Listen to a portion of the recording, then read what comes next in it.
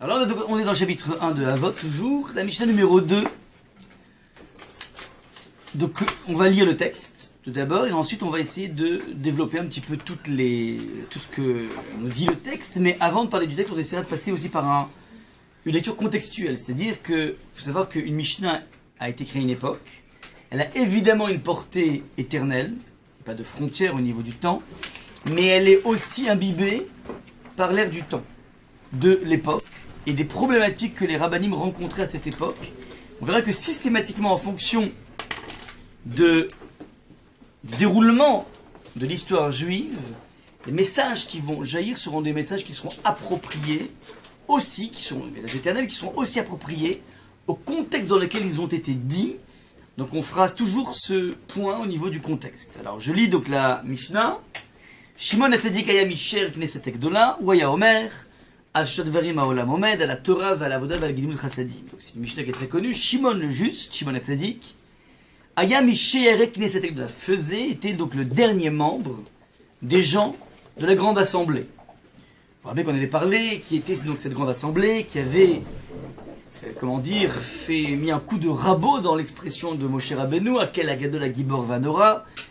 Enfin, pas eux, en tout cas, il y avait eu Daniel et Yirmiyahu qui avaient mis un petit coup de rabot, et puis eux sont venus redonner à Taral et Yoshna, sont venus redonner les lettres de noblesse à celui qui les méritait, et donc on fait dans la Mida systématiquement à quel agadol à Gibor Vanora. Donc lui, on nous précise qu'il fait partie des vestiges de cette grande assemblée. Le texte nous dit, Ouaya Omer, il avait l'habitude de dire, deux points, ouvrez le guillemets, Al Shadverim Haolam Omed, le monde repose sur trois choses, la Torah, la Avoda, le service, et Gimilut Chassadim, les bienfaits, le fait de donner. Voilà, donc, Mishnah ultra classique, qu'on va essayer de décortiquer ensemble. Alors, on va d'abord on va commencer par le contexte durant lequel cette Mishnah a été dite, et ensuite on essaiera de comprendre, à part le message de la Mishnah, l'expression que je vous ai soulignée en jaune, ici, où Aya Omer, il avait l'habitude de dire, selon le commentaire du Barthénora, vous savez que le Barthénora est le commentaire le plus colossal dans la Mishnah, il s'appelait Rabbi Ovadia de Barthénora, c'est un maître, du Moyen-Âge, et fin du Moyen-Âge, et qui est venu donc apposer un commentaire absolument essentiel. On ne peut étudier aujourd'hui une Mishnah, on ne peut pas faire l'économie, si vous voulez, du commentaire de Rabbi Ovadia de Barthénora. Rien à voir avec un vin qui est peut-être très agréable, mais voilà, c'est absolument aucun rapport. Pour évacuer tous les soupçons. En tout cas, voilà, donc ça va être un petit peu le plan du cours. Premièrement, le contexte historique de cette Mishnah. Deuxième point, que veut dire l'expression Ouaya Omer, il avait l'habitude de dire, tel que le Barthénora le commente. Et troisième point, on va se focaliser sur le message. Donc on commence maintenant le contexte historique. Alors, je vous ai parlé ici, donc, dans le grand temps, la nouvelle donne géopolitique de l'Iran à la Grèce. Qu'est-ce que j'entends par là? Vous savez que, on a plusieurs fois évoqué cette idée, pour les nouvelles c'est important d'entendre ça, le texte de la Torah dans le deuxième verset nous parle d'une description du monde avant sa création. Vous vous rappelez le premier verset, Bereshit bara Elokim et Hashamim v'et haaretz, au commencement du créa le ciel et la terre, et le verset continue en disant et la terre était tohu bohu, était vide, étonnant, bohu de vide, et rocher obscurité alpenetum sur la surface de l'abîme. C'est une vision, d'un monde qu'on pourrait appeler un monde apocalyptique. C'est quoi le tohu bohu? Tohu veut dire l'étonnement, vertige, bohu le vide. Le vertige devant le vide, l'obscurité, l'abîme. Il faudrait un maître du 7e art pour nous décrire une image qui pourrait nous rendre compte de ce que veut dire ce verset. On comprend rien à ce verset. Voilà, ça veut dire quoi le tohu bohu? Alors c'est devenu une expression aujourd'hui. Quand tu comprends rien, dans une chambre, tu dis tohu bohu. On dirait en hébreu balagan. Mais qu'est-ce qu'exprime chacun des mots? Si la Torah voulait juste te dire que c'était l'Apocalypse, elle dit l'Apocalypse. Pourquoi tu as besoin de donner 4 expressions? Tohu bohu roshar penetum. Alors le Midrash va nous dévoiler la dimension sous-jacente de chacun de ces termes. Et le Midrash dit la chose suivante, un Midrash très connu, Midrash Rabbah, qui dit que Tohu, le vertige, ça correspond à une époque historique, plus que ça, à une confrontation du peuple juif avec ce qu'on appelle une malchoute, une galoute plutôt, une exil, c'est-à-dire l'exil de Nabuchodonosor. Rappelez-vous qu'en moins 286 avant Jésus, Nabuchodonosor débarque en Israël, à Yerushalayim, il prend le temple, il le met en pièces, et il prend les Juifs, il les met en déportation dans son royaume, maître de Babylonie, qui était donc, c'est l'Irak actuel. Ça, c'est la première confrontation durant laquelle on est dans un vertige de la vie. Pourquoi le vertige? Et c'est en fait l'idée de vertige, tohu. Un vertige, pourquoi? Parce que c'est vertigineux. L'idée à partir de laquelle un homme qui s'appelle Nabuchodonosor a cette audace, ce courage, cette folie, puissance de venir dans l'endroit le plus saint du monde, endroit dans lequel l'homme le plus saint de la communauté juive pénétrait quelques minutes par an pendant Kippour, et si par malheur il avait une quelconque pensée qui n'était pas tout à fait dans le sens du service divin, il était immédiatement mouru sur place et on devait le récupérer avec une chaîne. C'est le Kohen Gadol. Donc c'est l'endroit le plus incroyable du monde, et Nabuchodonosor débarque avec ses armées et prend cet endroit en fait un lieu de perdition. Et bien ça, c'est révélateur d'une confiance en l'homme qui est tellement débordante qu'il peut aller jusqu'à faire la guerre à Dieu. Parce que tout le monde savait très bien que s'il y avait tellement de miracles autour du peuple juif et dans le temple de Yerushalayim, ça veut dire qu'il y avait les yeux d'Hachem qui étaient rivés sur ce peuple et sur cet endroit. C'est l'autel particulier d'Hachem. S'il arrive à le briser, ça veut dire que fondamentalement, Hachem, on n'a pas besoin de toi. On peut gérer l'histoire sans toi. Ça, c'est, comment dire, l'énergie, le moteur essentiel de Nabuchodonosor. Et donc, le Midrash, je veux dire, c'est ça en fait le monde du vertige. C'est vertigineux de voir un individu qui a une telle confiance en lui qu'il est même capable de faire la guerre à Hachem. Premier point. Deuxième point, Tohi Bohi. Bohi veut dire Rashi, vide. Donc c'est le vertige face au vide. Alors nous, on connaît ça. Tu te mets devant une falaise, tu avances un petit pas, et puis d'un coup, tu as une sorte de vertige qui te prend. Tu es tétanisé. Ouais. Tu vois le vide, et après d'un coup, tu te sens mal, même si tu es loin, tu es à 2 mètres, 3 mètres. Tu as encore les images du vide dans lequel tu as l'impression que tu pourrais te projeter. Donc ça te... Tohu Bohi, c'est ça. C'est le vertige devant quoi? Devant le vide. Mais comment tu peux être impressionné de rien? Dans la vie, tu peux avoir un vertige par rapport à quelque chose de grand, de fort, de beau. Ouais, tu vois un spectacle magnifique, c'est une beauté vertigineuse. Mais là, le texte dit beau, c'est vide. Et c'est quoi le vide? Correspond à une phase aussi historique qui s'appelle la confrontation 68 ans exactement après l'exil de Babylonie. On s'apprête à remonter en Israël pour reconstruire le temple, et là intervient, dans un deuxième royaume qui n'est plus l'Irak, mais qui est la Prasoumadeh, c'est-à-dire l'Iran. L'Iran vient, comment dire, mettre sur notre chemin, bloquer notre chemin, par 2 personnages que vous connaissez, c'est Achashverosh et Haman, qui proposent la première solution finale de l'histoire. Ouais, Nabuchodonosor ne voulait pas de solution finale, il ne voulait pas tuer Dieu, il voulait en faire des esclaves. Là, pour la première fois, on a un bonhomme qui se lève et qui a envie de la Shmid, la Harog ou la Abed. Il veut tuer, exterminer et faire disparaître tous les juifs. Demande le Gaon de Vilna. C'est quoi les Hashmid? Les Harog ou la Abed? C'est blanc, des blancs. Quand tu extermines, tu tues. Quand tu tues, tu fais disparaître. Donc c'est le même mot. Pourquoi 3 expressions pour l'extermination du peuple juif? Réponse du Gaon de Vilna au XVIIIe siècle. Il dit les Hashmid, ça veut dire tuer. Pardon, la Harog, ça veut dire tuer. Les Hashmid, c'est exterminer. Et la Abed veut dire faire disparaître. Ça veut dire tu peux tuer un peuple au niveau physique. Tu le tues. Tu peux aussi le tuer au niveau culturel. Tu le déconnectes de sa culture. Et tu peux enfin, une fois que tu as tué le corps physique, tu utilises les corps pour l'industrie. Le Gaon de Vilna au XVIIIe siècle, il ne connaissait pas Hitler, il marchait main, Vézicham, mais il est en train de nous dire que le dessein de Haman et de Achashverosh était un objectif d'un monde Judenrein, un monde libéré à la fois des Juifs au niveau physique et de leur conscience et de tout ce qui pourrait être une trace du judaïsme. Ça, c'était l'ambition.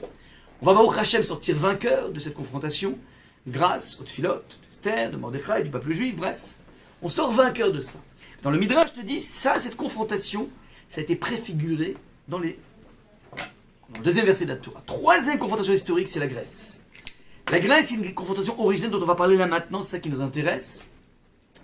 Ça se passe en moins 300, donc on a déjà reconstruit le 2e temple. On est avec le temple en Israël, et là, arrivent des forces une puissance qui vient non pas exterminer le peuple juif, mais qui se propose d'assimiler le peuple juif. C'est-à-dire, vous les juifs, vous prétendez avoir une science infuse, c'est-à-dire une sagesse divine, la Chokhma, le Talmud. Eh ben nous, on va vous montrer que Aristote, c'est beaucoup plus fort que tout ça. Que les mathématiques, que la physique sont des sciences beaucoup plus puissantes, beaucoup plus brillantes que la sagesse de la Torah. Et donc, va se mettre en place ici un match tout à fait génial, intéressant, pour savoir finalement qui est le plus brillant, qui est le plus puissant. C'est ça en fait le match qui va nous être proposé dans le combat de Hanouka. Donc c'est plus un match de bas étage dans lequel alors, tantôt on veut t'exterminer. Deuxième chose, je voulais vous dire quel a été le génie, si vous voulez, de Haman et Achashverosh, à part sa volonté d'extermination. Quel est le slogan qui est distillé à cette époque? C'est, la Megillah commence par un mishté. Un mishté en hébreu, c'est-à-dire un festin, mais mishté vient de shtia, veut dire boire. C'est une grande beuverie. C'est-à-dire c'est tout le monde des orgies. Ça c'est le climat dans lequel on se trouve à l'époque de Prasumadaï. On vient dire aux juifs, mais qu'est-ce que tu te prends la tête toi le juif avec tous ces interdits? Et vas-y, tes lois au niveau de la cacheroute, tes lois au niveau de la ration fille-garçon, chômé à néguia, loi de pureté familiale. Arrête de te prendre la tête. On ne vit qu'une fois, faut profiter de la vie. Ouais, laisse-toi aller, ouais. Ça c'est le slogan qui est distillé par le monde de Achashverosh, et dans lequel on nous renvoie une image, mais finalement, votre système, il n'est pas très épanouissant. Ça, c'est la question qui est posée par cette confrontation. Troisième niveau, c'est, mais vous dites, vous êtes comment dire, vous avez la sagesse divine, vous étudiez la sagesse divine, donc vous êtes dans un monde de la profondeur ultime, mais on a quelque chose de beaucoup plus brillant que vous. Le texte de la Torah appelle ça Rocher, l'obscurité. Donc, mais il faudra le démontrer, dans quelle mesure, fondamentalement, les mathématiques, l'algèbre, la philosophie, toutes les sagesses inventées par des hommes, eh ben, sont moins puissantes que le Talmud. Mais ça, faut bien le prouver, on ne peut pas partir par un axiome. Et donc le Ramban Nachmanide va essayer de démontrer, expliquer pourquoi le Talmud est quelque chose de beaucoup plus puissant. Mais il faut le démontrer, on ne peut pas dire on est meilleur, ça n'existe pas ça. Ouais, encore faut-il voir, essayer de comprendre quelle est la différence fondamentale entre une sagesse comme les mathématiques et la sagesse de l'étude de la Torah. Il faudra comprendre quelle est la nuance essentielle. Ouais, c'est un débat tout à fait génial. C'est beaucoup plus intéressant que d'essayer de tout simplement comment dire, attraper le juif et vouloir le tuer. Pour la première fois, on commence à avoir un débat intéressant. On est sur le monde des idées, non pas le monde de la destruction des corps, le monde du plus fort. C'est le monde du plus intelligent, du plus raffiné. C'est ça le match. Et dernier match, donc dernière expression, donc Tohu, on a dit c'est la Nabuchodonosor, l'Irak. Bohu, c'est l'Iran, Pras ou Madaï, l'Iran de l'époque, ouais. Je traduis pour aujourd'hui, mais c'est Pras. Troisième point, accroché à l'obscurité, c'est le monde de la Grèce. Et n'oubliez pas une chose, c'est que lorsque je dis la Grèce, c'est pas simplement le petit pays qu'on connaît aujourd'hui qui est en récession permanente. Oui, la Grèce, ce sont les précurseurs du monde occidental. Ceux qui ont tout créé. Les Romains sont des pompeurs, ils ont tout pompé aux Grecs, mais la philosophie, l'architecture, la politique, tout a été inspiré du monde grec. Donc, le monde dans lequel nous baignons aujourd'hui, c'est l'héritage direct du monde grec. Ouais. On dit gréco-romain, en fait, c'est gréco tout court, pas gréco-romain. Ouais. Tout a été attrapé par donc, leur relation au beau, leur relation à la science, leur relation à tout, c'est eux qui ont tout initié dans le monde. Ouais, c'est le premier raffinement humain qui débarque dans le monde. Ça, c'est le monde grec, qui nous amène jusqu'à aujourd'hui. Troisième confrontation. Quatrième confrontation, c'est Rome. Rome, plus 70 après Jésus, Titus débarque, il vient détruire le deuxième temple, nous envoie en déportation, donc un peu le même schéma que Nabuchodonosor, sauf que on n'est toujours pas sorti de ce schéma, on est encore en galoute, on est encore en exil. Ça c'est donc le schéma classique de la confrontation historique. Maintenant, petite parenthèse. Lorsque le Midrash s'adresse en nous disant que sache une chose, c'est que c'est le deuxième verset de la Torah te renseigne sur les confrontations historiques. Le Midrash n'est pas là pour te dire on savait tout.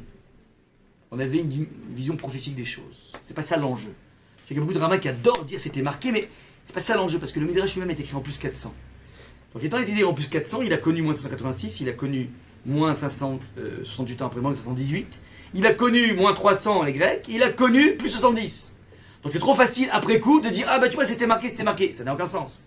Ouais, d'ailleurs la plupart des projections que les gens font, enfin ils font jamais projection, ils disent ouais c'était marqué, vous avez des trucs des codes et compagnie. Mais c'est un peu du bluff, pourquoi? Parce qu'en fait c'est qu'après coup il dit ah mais c'était marqué.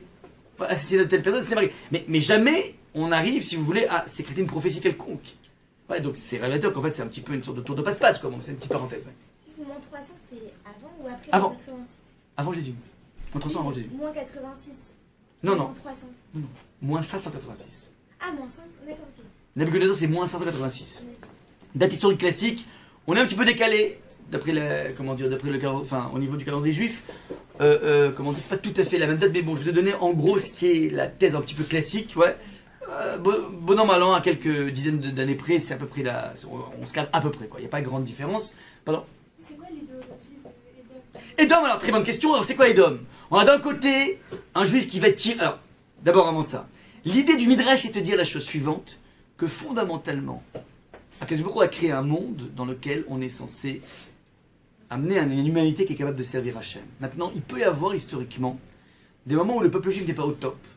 Et si toi t'es pas au top, sache que tu laisseras émerger des formes déviantes de services, qui seront plus des services de Dieu mais des services de l'homme. C'est-à-dire, Nabucodonosor, il dit mais moi j'ai pas besoin d'Hachem, Dieu est mort. Je peux tout simplement en sortir sans Hachem. Et il va arriver jusqu'au bout, et c'est incroyable, c'est vertigineux le mec, mais il réussit en plus. C'est un endroit dans lequel n'importe quel juif tremblait de rentrer, lui il arrive, mais finger in the nose, les doigts dans le nez, il rentre comme ça, c'est incroyable. Et ben il y arrive, et donc petit à petit il est en train de cristalliser autour de lui un principe qui s'appelle croyance en l'homme avant Dieu.